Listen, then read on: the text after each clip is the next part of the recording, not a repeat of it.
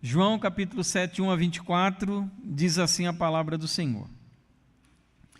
Passadas essas coisas, Jesus andava pela Galiléia porque não desejava andar pela Judéia, visto que os judeus queriam matá-lo e a festa dos judeus, chamada de Festa dos Tabernáculos, estava próxima. Então os irmãos de Jesus se dirigiram a ele e disseram: Deixe este lugar e vá para a Judéia, para que também os seus discípulos vejam as obras que você faz. Porque se alguém quer ser conhecido, não pode realizar os seus feitos em segredo, já que você faz essas coisas, manifeste ao mundo. Acontece que nem mesmo os irmãos de Jesus criam nele. Então Jesus lhes disse: O meu tempo ainda não chegou, mas para vocês qualquer tempo é oportuno. O mundo não pode odiar vocês, mas a minha lhe odeia, porque eu dou testemunho a respeito dele, dizendo que as suas obras são más. Vão vocês para a festa, eu não vou, porque o meu tempo ainda não se cumpriu. Tendo dito isto, Jesus continuou na Galiléia. Depois que seus irmãos tinham ido à festa, Jesus também foi, não publicamente, mas em segredo. Ora, os judeus o procuravam na festa e perguntavam: Onde estará ele? E havia grande murmuração a respeito de Jesus entre as multidões. Uns diziam: Ele é bom. Outros afirmavam: Não, não é. Ele engana o povo. Entretanto, ninguém falava dele abertamente por ter medo dos judeus. Quando a festa já estava na metade, Jesus foi ao templo e começou a ensinar. Então os judeus se maravilhavam e diziam: Como é que ele pode ser letrado se não chegou a estudar? Jesus lhes respondeu: O meu ensino não é meu, mas daquele que me enviou. Se alguém quiser fazer a vontade de Deus, conhecerá a respeito da doutrina, se ela é de Deus ou se eu falo por mim mesmo.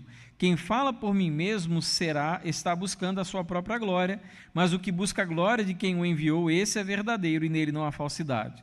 Não é fato que Moisés deu a lei para vocês, contudo, nenhum de vocês a cumpre, porque estão querendo me matar.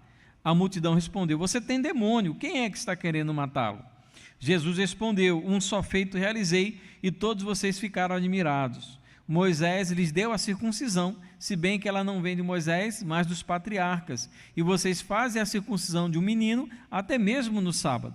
E se o menino pode ser circuncidado em dia de sábado, para que a lei de Moisés não seja desrespeitada, por que vocês ficam indignados contra mim pelo fato de eu ter curado por completo um homem num sábado? Não julguem segundo a aparência, mas julguem pela reta justiça.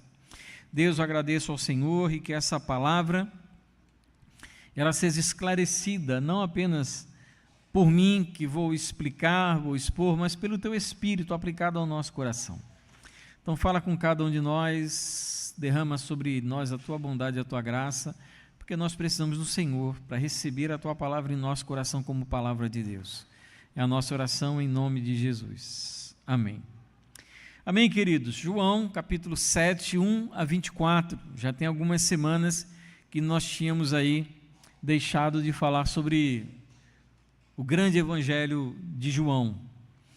É interessante a gente primeiro, antes de entrar propriamente dito no texto, fazer alguma contextualização sobre o que estava acontecendo com Jesus nessa época.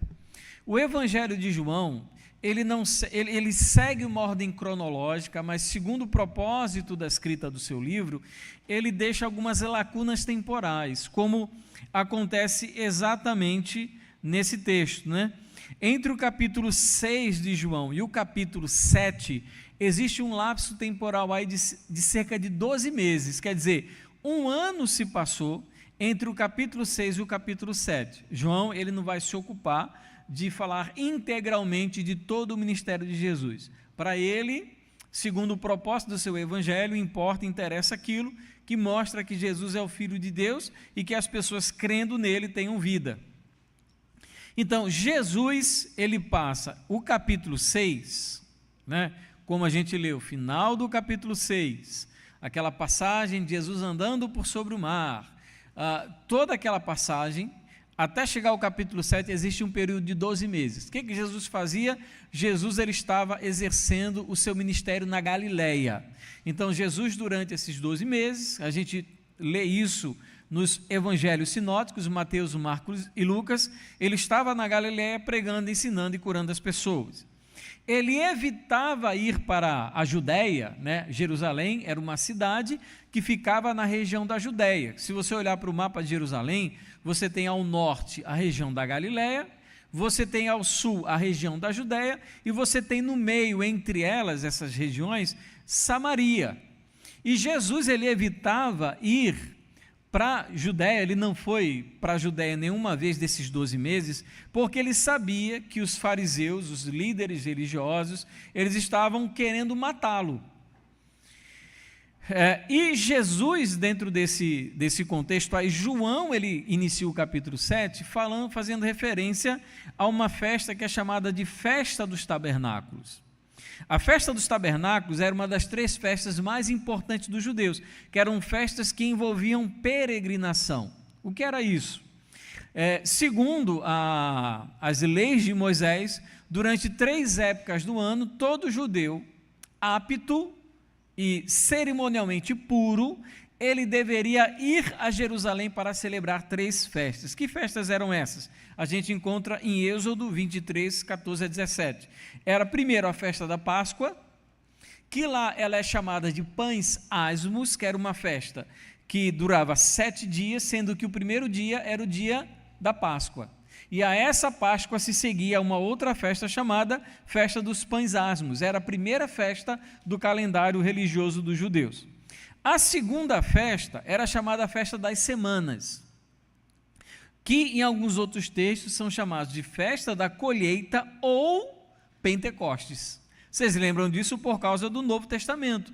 A Festa das Semanas, ela era comemorada 50 dias após a Páscoa. Então você tinha essa festa da Páscoa, se contava 50 dias, e após 50 dias então se tinha a chamada Festa das Semanas.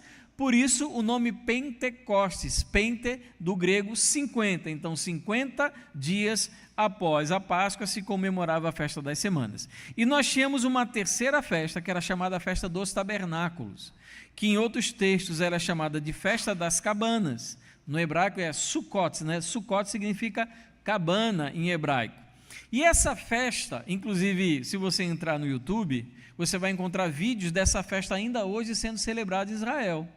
Até hoje eles celebram a festa das cabanas, a chamada festa dos tabernáculos.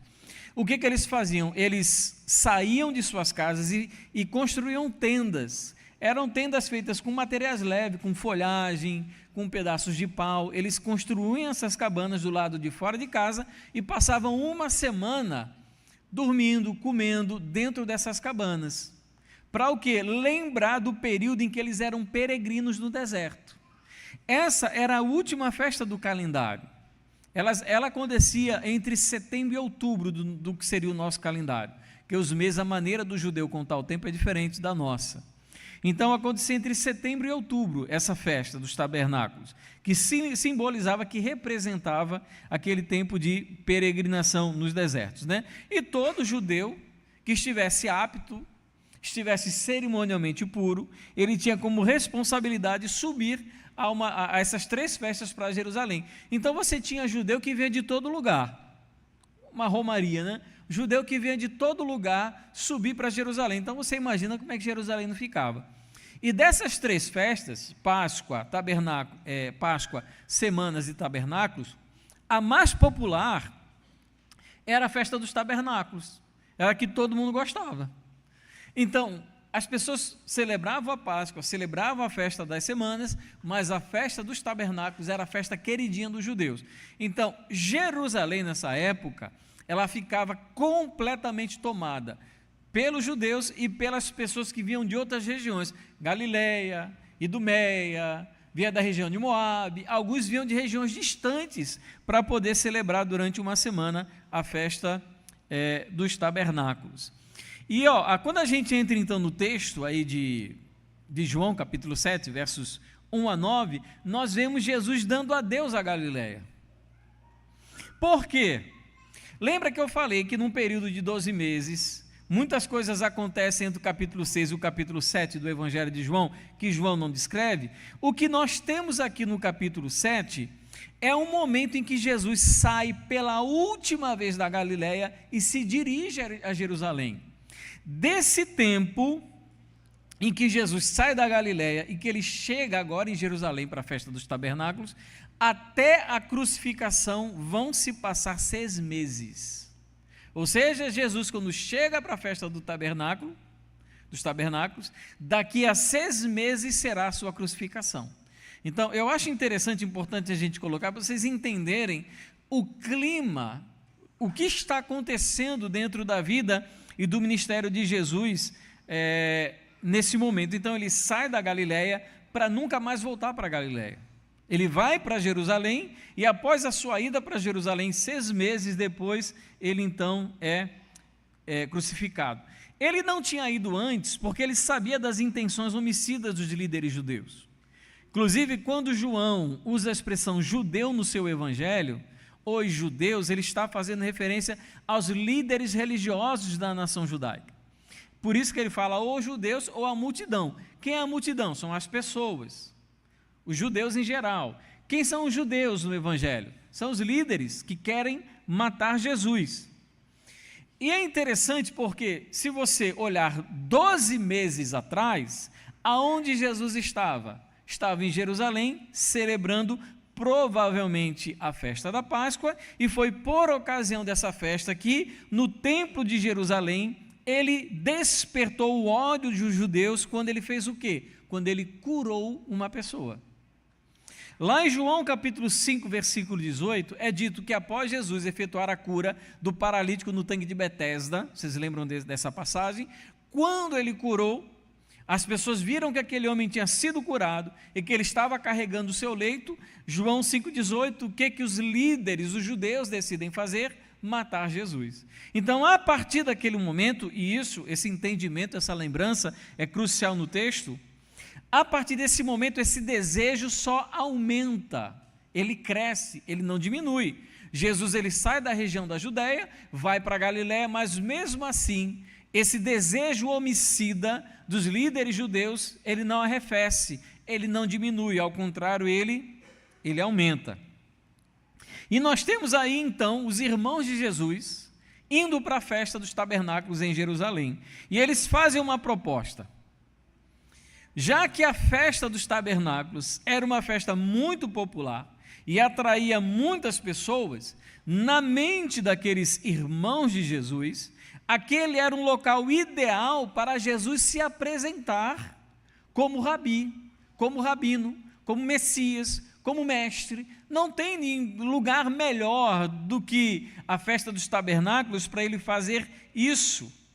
Porque se o que ele quer fazer é sinais para demonstrar o seu poder e a sua autoridade, não tem lugar melhor para fazer do que na festa dos tabernáculos. É muita gente. Melhor do que você ficar andando por regiões rurais, em localidades distantes e com poucas pessoas, aonde tem aglomeração é bem melhor. A gente não pode esquecer que tentação parecida Jesus passou alguns capítulos atrás, quando a multidão decidiu torná-lo rei à força. Lembra disso? Os irmãos de Jesus estão seguindo na mesma toada, na mesma intenção. Eles têm o olhar puramente humano, secular, carnal, de que se Jesus quer de fato se colocar como o Salvador de Jerusalém, aquele era o melhor momento, ele não poderia perder essa grande oportunidade. E o texto deixa bem claro que, apesar dos irmãos terem esse discurso de Jesus ir se apresentar, eles mesmos não estavam dispostos a crer nele, eles eram incrédulos. Quer dizer que você veja que a incredulidade que Jesus tem falado durante tantos textos que nós estudamos, sobre as multidões, sobre os líderes religiosos, a incredulidade era tão grande que sequer os seus irmãos, por parte de pai, né, por parte de mãe, sequer criam nele. Então, os irmãos, querendo expor Jesus, eles mesmos não estavam dispostos a aceitar quem ele era. Eles não criam em Jesus. Qual foi a resposta de Jesus aos seus irmãos? Ele diz: o meu tempo ainda não chegou, ainda não é a hora. Que hora é essa? A hora de ir para a festa. Esse tempo aqui a que Jesus se refere não é o tempo da crucificação, porque ele não seria crucificado ali. Como eu disse, ele seria crucificado 6 meses depois. Quando ele diz, o meu tempo ainda não chegou, ele está dizendo, ainda não chegou a minha hora de ir para a festa. É isso que ele está querendo falar, porque Jesus ele agia segundo as orientações do seu Pai. Jesus ele estava vivendo e agindo segundo a agenda de Deus para as mínimas coisas.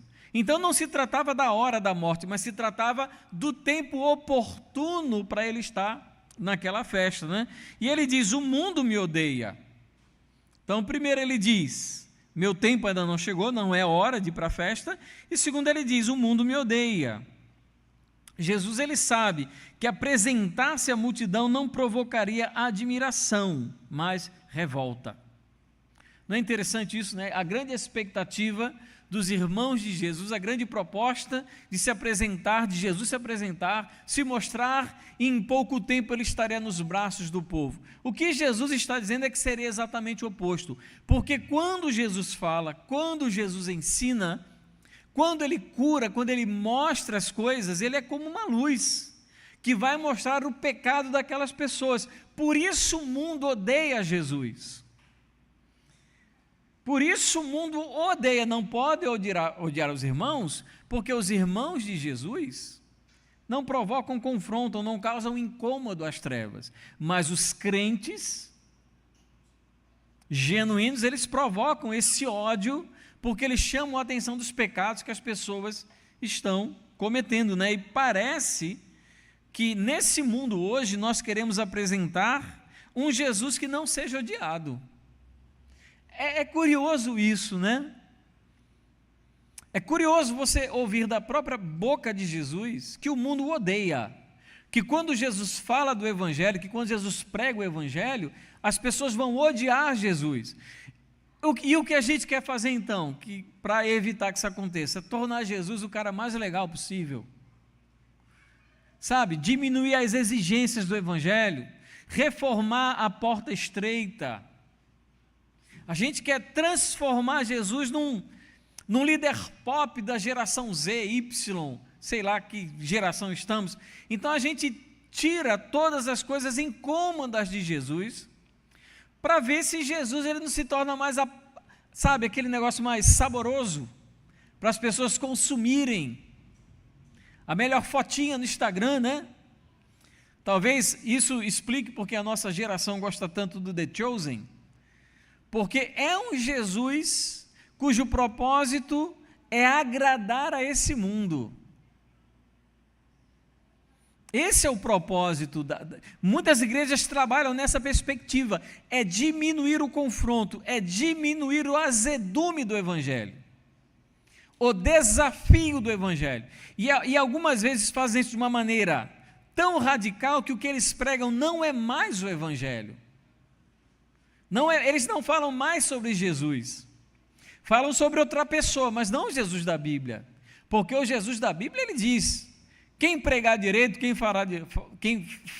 falar direito, ele pode de fato atrair aqueles que foram conduzidos pelo Pai, como o Senhor Jesus já falou em capítulos anteriores. Mas aqueles que são incrédulos, eles odeiam isso, eles odeiam que a gente fale sobre honestidade, sobre a necessidade de você abrir mão de tudo que você tem, de você colocar a sua vida aos pés do Senhor. Eles odeiam todo esse discurso, essa conversa.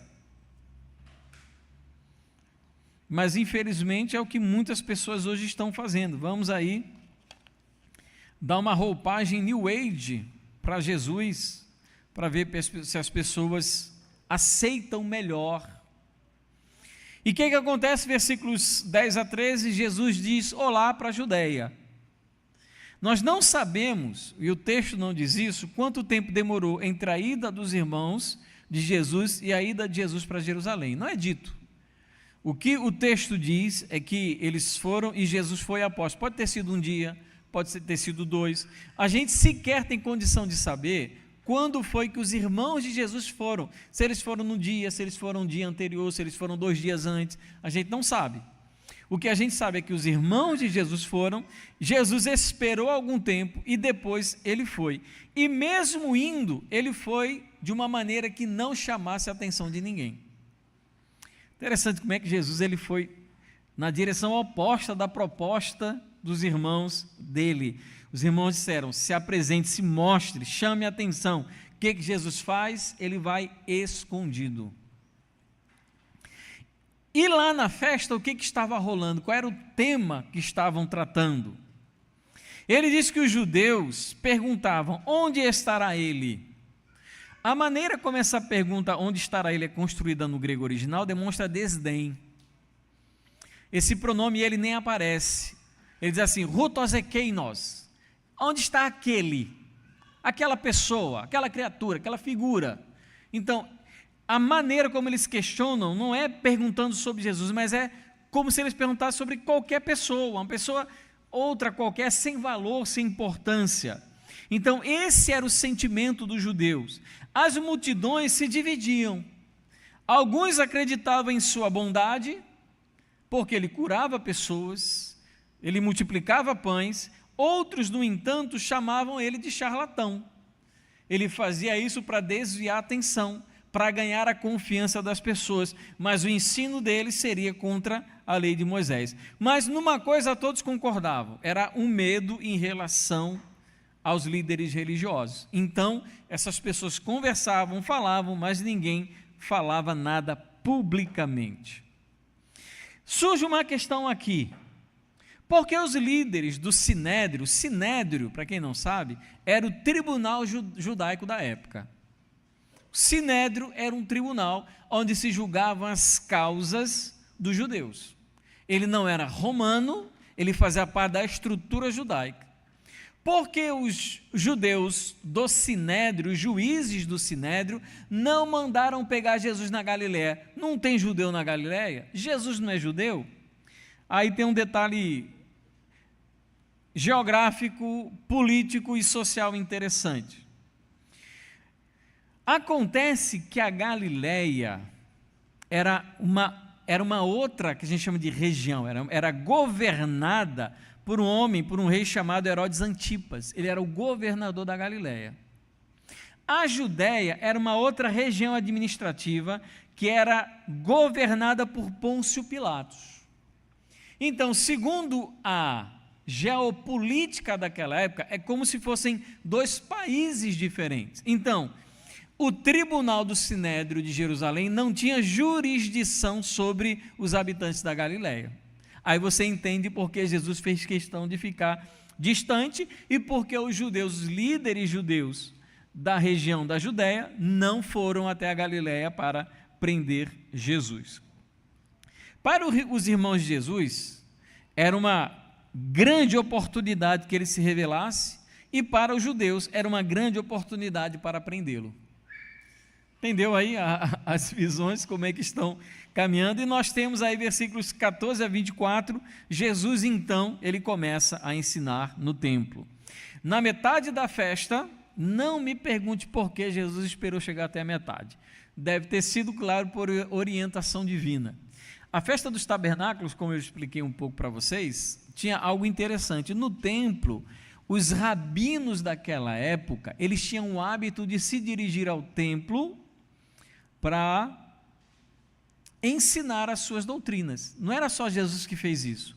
Os conhecidos rabinos daquela época, eles iam até o templo para ensinar as pessoas. Por que eles faziam isso? Para aumentar a escola. Então eles tinham interesse de ganhar, sua doutrina ganhasse destaque entre as pessoas de Jerusalém, e não tinha um lugar melhor para fazer isso do que no templo. Então eles ficavam no templo ensinando, falando para as pessoas aquilo que eles acreditavam. Esses ensinos dos rabinos daquela época, eles se fundamentavam em tradições defendidas por rabinos anteriores. Então, há 3 gerações passadas, rabino, ele começou a ter uma interpretação. Aí você tem o discípulo daquele rabino que seguiu aquela linha, o discípulo desse que seguiu o anterior, seguiu a mesma linha, e você tinha uma série de rabinos que defendiam os mesmos pontos de vista, às vezes contraditórios com outros rabinos. A gente tem as 2 escolas rabínicas muito conhecidas da época de Jesus, a escola de Hilel e Shammai eram as duas escolas rabínicas mais conhecidas que divergiam em alguns pontos da interpretação da lei. E esses homens ficavam defendendo as suas posições para a multidão, tentando ganhar adeptos das suas visões. E eles falavam, faziam isso, as pessoas paravam para ouvir, e no meio deles quem aparece? Jesus. Seguindo o costume de que os rabinos se dirigissem ao templo de Jerusalém para ensinar as pessoas. Mas o grande problema, versículo 15, Jesus ele não foi discípulo de qualquer rabino. Aonde ele aprendeu essas coisas? É o que é dito aí, versículo 15 do capítulo 7. Então os judeus se maravilhavam e diziam, como é que ele pode ser letrado? Letrado aqui não é alfabetizado. Letrado aqui é a palavra que é douto na lei de Moisés. Como ele pode ter conhecimento da lei se ele não chegou a estudar? Se ele não estudou formalmente numa escola dos nossos rabis, dos nossos rabinos? Como ele pode saber disso tudo? É a inquietação, porque quando um rabino ia ensinar a multidão, o que ele usava como referência? O rabino de quem ele aprendeu. Era isso que eles faziam. Eu aprendi com o rabino Yaakov, que a lei se interpreta assim e assim. Então, eles sempre usavam como referência a autoridade dos rabinos anteriores da sua escola. Era isso que acontecia. Mas Jesus ele não foi rabino de nenhum discípulo. Onde ele aprendeu aquilo? E ele faz uma expressão, faz uma afirmação muito ousada. Ele diz, o meu ensino não é meu, mas é daquele que me enviou. Versículo 16, nós encontramos essa mesma expressão, versículo 28 a 29 e versículo 33. Essa expressão, aquele que me enviou, é utilizada para se referir ao Pai, a Deus. João Batista usou, foi o primeiro a usar essa expressão, em João capítulo 3, versículo 34. Aquele que o enviou. Então, João usou essa expressão. Jesus também utilizou muito essa expressão, aquele que me enviou, João 4,34, João 5,24, 5,30, 5,36 a 38, João capítulo 6, 29, João capítulo 6, 38 a 39, João 6, 44, João 4, 57, Jesus ele faz sempre referência ao Pai como aquele que me enviou. E os judeus entenderam isso. Os judeus eles entenderam a quem Jesus estava se referindo. Só é capaz de testificar sobre a veracidade do ensino de Jesus aqueles que se submetem à vontade do Pai, versículo 17. Quer dizer, porque eles não estavam entendendo o que Jesus ensinava? Porque eles não eram submissos à vontade do Pai. Jesus, ele fala do Pai, ele ensina o ensino do Pai porque ele não busca a sua própria glória. Ele busca a glória do Pai. Os demais, quando fazem referência aos rabinos anteriores, quando fazem referência a si mesmos, eles estão buscando a glória de quem? De si. Jesus, ele fala do Pai porque ele busca a glória do Pai. Aí aqui, queridos, olha que interessante, inicia uma acusação de Jesus contra os líderes religiosos. Lá no versículo 19. Não é fato que Moisés deu a lei para vocês? Isso é uma pergunta retórica, né? Claro que... Quem foi que correu aí? Não é fato que Moisés deu a lei para vocês? Contudo, nenhum de vocês a cumpre, porque vocês estão querendo me matar. Então, Jesus, ele lança essa bomba argumentativa no meio dos judeus. Lembra, Jesus ele está em Jerusalém para participar da festa dos tabernáculos, e a intenção da liderança é fazer o quê? Prender Jesus para o matar. Todo mundo sabe disso. Não é novidade para ninguém. E Jesus ele vai argumentar e ele vai derrubar toda a prova argumentativa que os fariseus, os líderes religiosos, têm contra Jesus. Olha só como é que isso da parte de Jesus é brilhante. Jesus é incrível. Olha só. Ele inicia uma acusação contra os líderes religiosos. Ele diz, vocês não obedecem à lei porque querem me matar. A liderança religiosa, ela entendia que matar aquele homem era cumprir a lei. O que Jesus vai defender? Que o desejo de matá-lo é descumprir a lei de Moisés. E como ele faz isso? Ele é acusado de ter demônio, né? Como assim? É muita, como é que eu digo, né? É muita cara de pau, né? É muita falta de óleo de peroba. Porque todo mundo sabe que Jesus ele está com um alvo nas costas por parte da liderança religiosa. Então eles questionam, você tem demônio, quem quer te matar? Aí olha só a maneira como Jesus ele responde. A proposta de acusação da liderança religiosa dos judeus contra Jesus é que Jesus teria descumprido, quebrado o sábado. Aonde nós vemos isso? Lá em João, capítulo 5, quando ele cura o paralítico no tanque de Betesda. A acusação dos líderes é que Jesus ele descumpriu a guarda do sábado. E segundo o que diz Êxodo 35, 1-3, ele deveria ser morto. Qual é a argumentação de Jesus? A argumentação de Jesus é demais. É feita com base em Gênesis 17, 10-14. Gênesis vem antes ou depois de Êxodo? Antes de Êxodo. Ou seja, a lei da circuncisão é anterior à lei da guarda do sábado. O que ele está usando aqui, gente, presta atenção, Jesus ele não está dizendo o seguinte, vocês descumprem um sábado e eu descumpri também, ele não está dizendo isso. Jesus ele vai dizer o seguinte, eu não descumpri um sábado, curando uma pessoa e mandando ela carregar o leito. Olha como Jesus argumenta. Então ele diz o seguinte, o que a lei de Gênesis 17, 14-10 fala sobre a circuncisão? Todo menino, ao 8º dia de nascido, deve ser o quê? Circuncidado. E se esse menino completar 8 dias de nascido num sábado, você vai deixar de circuncidar para desobedecer a lei do sábado? Deixa eu reconstruir aqui que eu acabei me perdendo um pouco. Êxodo 35, 1-3, ele vai falar sobre a pena capital para aquelas pessoas que desobedecem o sábado, que descumprem a lei do sábado, que era a morte, certo?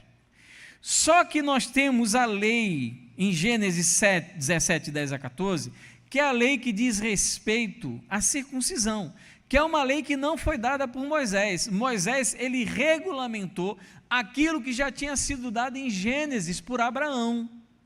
Ou seja, a lei da circuncisão é anterior, a gente chama isso de princípio hierárquico, ou seja, a lei que vem antes é uma lei maior do que aquela que é posterior. Então, qual é a lei mais importante? É a lei do sábado ou a lei da circuncisão? Segundo a ótica do fariseu, a ótica legal dos princípios da lei de Moisés, era mais importante a circuncisão do que o sábado, porque se a criança faz 8 dias num sábado, ela deve ser circuncidada, e isso não é considerado quebra da lei. Ou seja, é uma atitude em obediência à própria lei, que é feita num dia em que não poderia ser feito, mas não é considerada quebra da lei. Então, se um menino ele pode ser circuncidado, por que um homem não pode ser curado? É o que Jesus está argumentando. Porque os judeus, eles tinham uma interpretação interessante sobre o que era a circuncisão. Você sabe o que um judeu considerava que era a circuncisão? Um judeu, ele dizia que a circuncisão não era nada mais, nada menos do que uma aprimoração do órgão sexual do homem. Você estava aprimorando o órgão sexual. Eles interpretavam dessa maneira a circuncisão. E o que Jesus fala? Que a circuncisão em dia de sábado implica na quebra da lei? De forma nenhuma. Lembra, o que os sacerdotes fazem em dia de sábado? Eles também trabalham, eles oferecem sacrifícios. Ou seja, existem determinadas atividades que acontecem inclusive pela própria lei, que não são consideradas quebras do sábado. Então, por conta dessa hierarquia e da lei de Moisés sobre a circuncisão ter sido dada na era patriarcal, não era considerada a circuncisão uma quebra do mandamento da guarda do sábado. E eles consideravam a circuncisão uma maneira de aperfeiçoar o corpo do rapaz. da criança. E Jesus, olha só o que ele diz,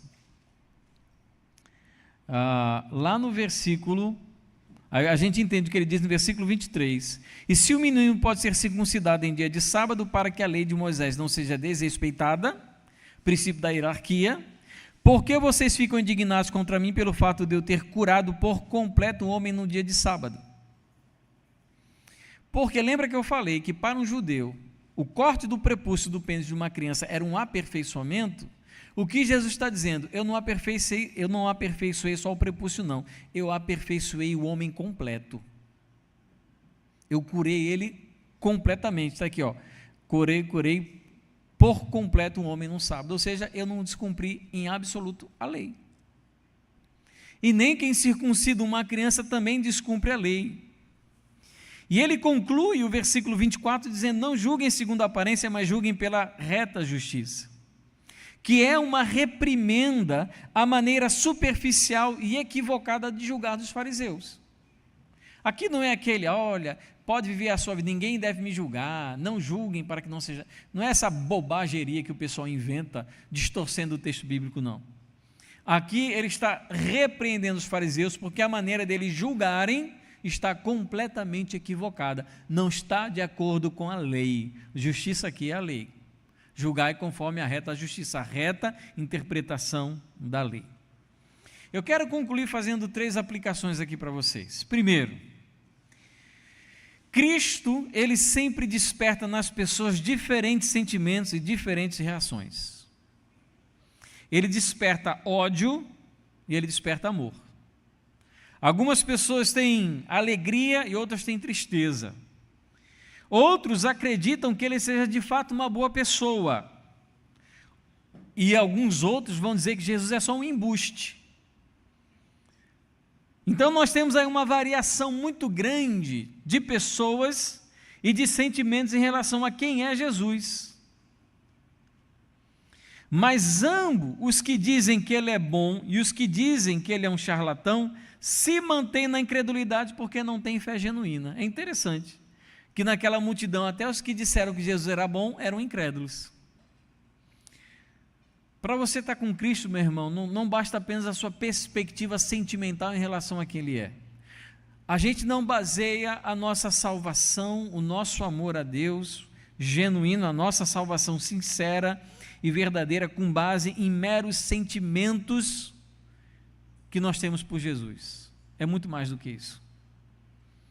Tem muitas pessoas que estão descansando em um Jesus que não é o Jesus da Bíblia. Estão equivocadas, estão erradas, continuam mortas em delitos e em pecados, porque estão sentimentalmente apegadas a um Jesus que não existe. Não o Jesus da Bíblia. E onde é que a gente encontra esse Jesus extremamente atrativo para todo tipo de pecado e todo tipo de comportamento? Nas igrejas evangélicas.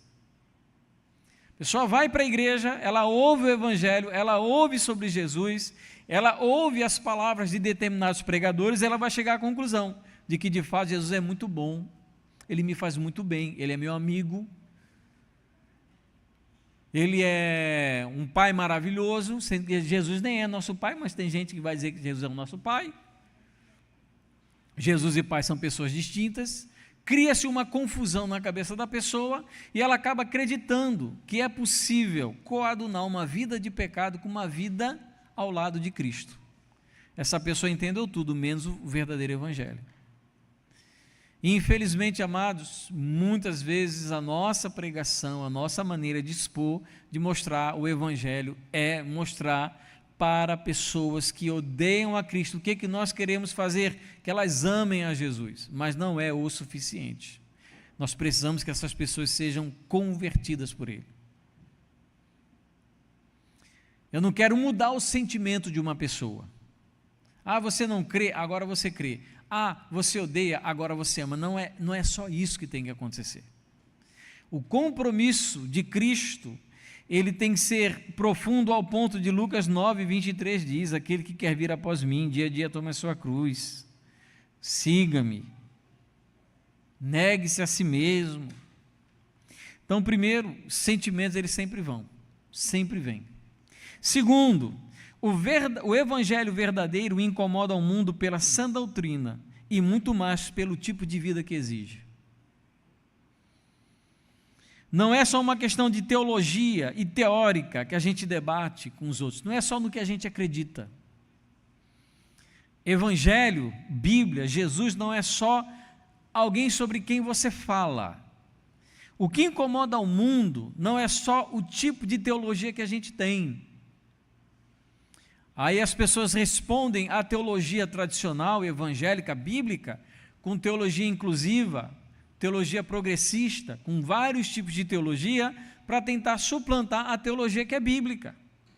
Mas o que incomoda as pessoas não é apenas o tipo de teologia que a gente está defendendo, mas é o estilo de vida que o crente tem. Crer no Evangelho exige o viver o Evangelho, e isso incomoda. O que incomoda ao mundo, o que traz ódio e repreensão por parte dos incrédulos, não é que eu fale de amor ao próximo, é que eu viva esse amor. Não é que eu fale de perdão, não é que eu fale de honestidade, é que eu viva a honestidade. É que a pessoa não encontre razão de me culpar pelas coisas que eu mesmo defendo. Então, o Evangelho não se trata apenas de doutrinas que nós acreditamos, mas de um tipo de vida que incomoda as pessoas. Um tipo de vida que incomoda.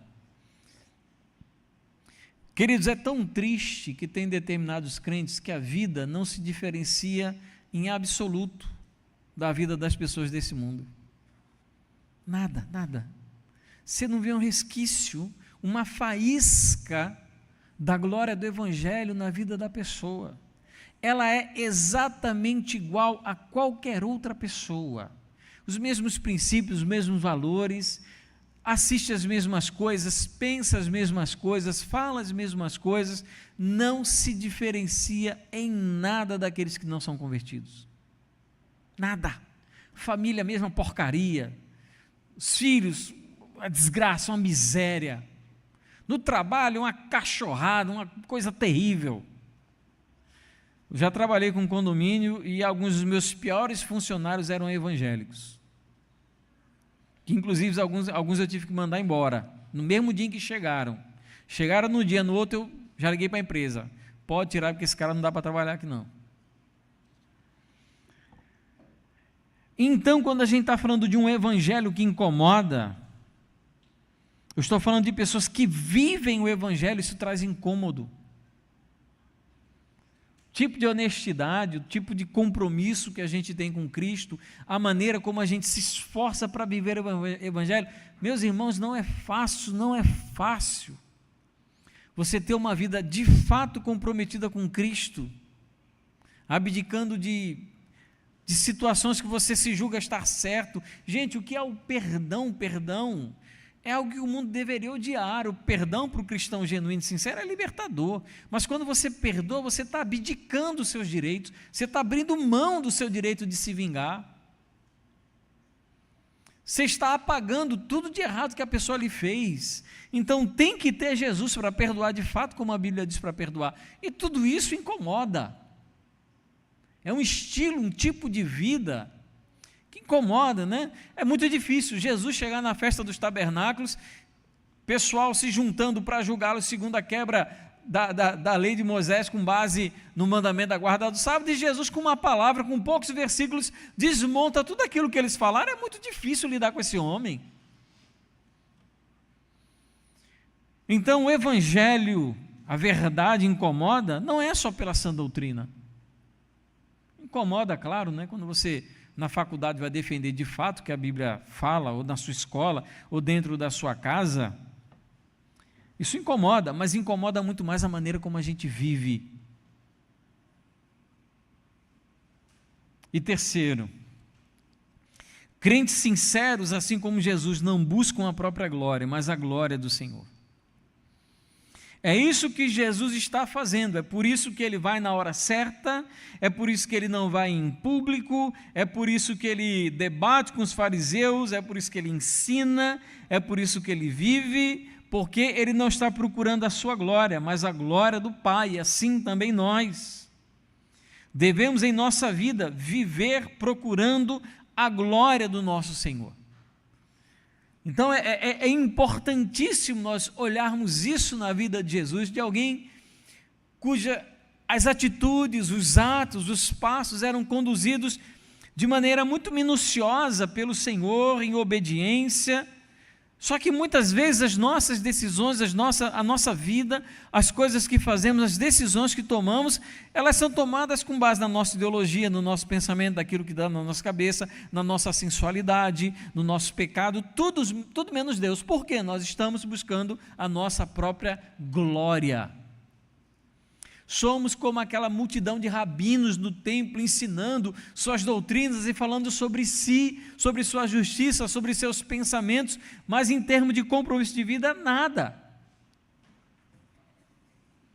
Então, o crente verdadeiro, ele conduz a sua vida, suas decisões, seus pensamentos com base naquilo que traz glória para Deus. Em coisas que glorifiquem a Deus. A Bíblia diz, quer comais, quer bebais, ou façais qualquer outra coisa, fazem tudo para a glória do Senhor.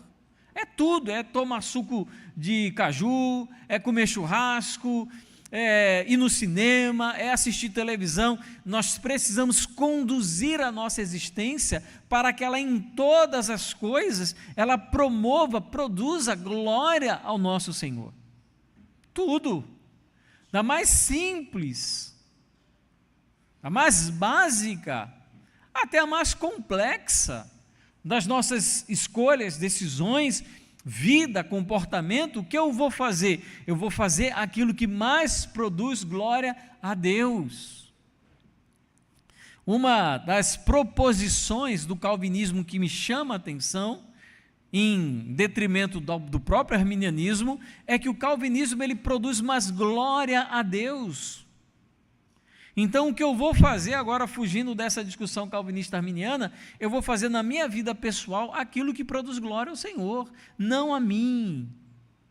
E às vezes produzir glória a Deus vai contra o meu interesse, vai contra o meu descanso, vai contra as minhas satisfações imediatas, contra os meus interesses, mas é para a glória do Senhor. E muitas vezes nós precisamos subjugar os nossos desejos, o nosso querer por aquelas coisas que de fato vão glorificar o nome do Senhor. Eu quero muito, mas isso não produz glória a Deus. Meu Deus, eu já vi tantas pessoas caírem nas suas vidas espirituais, porque tomaram decisões com base na própria glória, naquilo que era melhor para eles, sem pensarem naquilo que exaltaria e glorificaria o nome do Senhor, e se deram muito mal, porque queriam a sua própria glória, exaltação, seja exaltação da sua intelectualidade, seja exaltação do seu prazer, seja exaltação do seu conhecimento, da sua inteligência, mas queriam no final de tudo a glória do seu próprio nome.